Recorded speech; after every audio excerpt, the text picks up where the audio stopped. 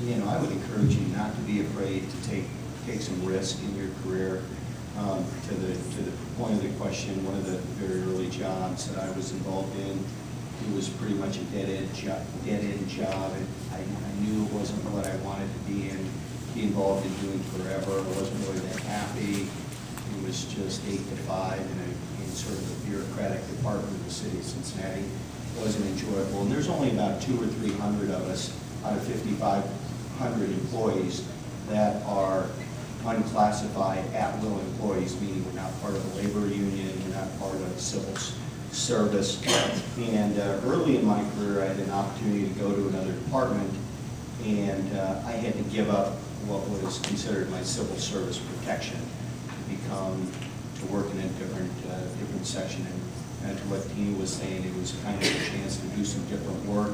It was a little risky. I had friends and colleagues who would say, geez, do you really want to give up your civil service protection, that sort of thing? And I thought, my gosh, as long as I'm willing to work hard and be halfway confident in my abilities, Mario will tell you it's really hard to get fired from the city of Cincinnati. So, but on a couple of occasions in my career, I have come to those forks in the road where I had to take a lot of risk when I agreed to go down to the city manager's office 8 years ago, because it's similar to what Ms. Ronan was saying. It's a very tumultuous office. You're in the news a lot. There's lots of political back and forth, and lots of opportunity to make the wrong decision, and somebody can try and end your career. But it's also proved to be an incredibly interesting job for me. I've managed, I've got about 5 major departments that work through me, including a lot of our major utilities, water, sewer, public utilities, sanitation.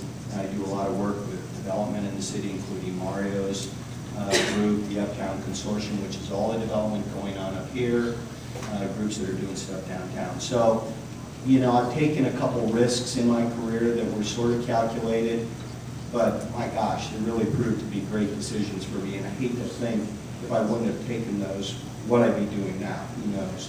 So don't be afraid to take some risks sometime in your career. What's one thing you may have learned early in your career that you wish you would have known prior to starting the workforce?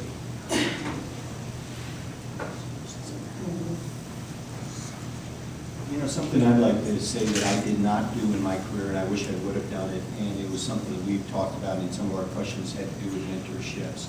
And I really never had a mentor in the traditional sense of the word coming up through the organization, somebody you can kind of talk to, get advice from, that sort of thing. But I'd be willing to bet that once you get in an organization, you're working somewhere. I've since had a couple of people in the city of Cincinnati who come up to me, and they've actually said, would you be willing to be a mentor for me? Just, need a little every once in a while, let me know if I'm doing the right thing. And I'd say don't be afraid to ask somebody that you're working with to do that for you. I think you'll find people would be sort of, they'd be honored to do it, they'd be happy to do it. They probably don't get asked that a lot. And that's a little piece of advice I think I give you is, try and establish a relationship of a mentorship with somebody in the organization.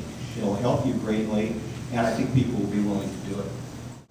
Is there any trait or area that you think our generation is kind of lacking in, not to be too many generalizations, that you feel that sort of would behoove us to improve on if we want to get ahead in the workforce? Writing.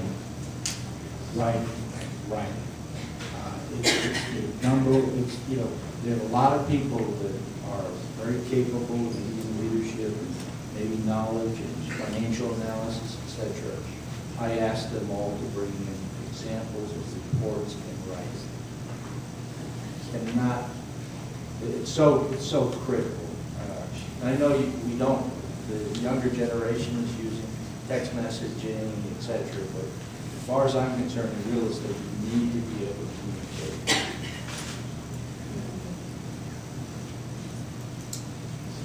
Also, communication from the standpoint of, I know there are a couple of people that they're young in their 20s and work with me, and initially, when we first started working together, they would not say anything and basically maybe not have eye contact or go into a meeting and they wouldn't necessarily introduce, if it was their meeting and I was there or observing, wouldn't necessarily introduce everyone at the meeting.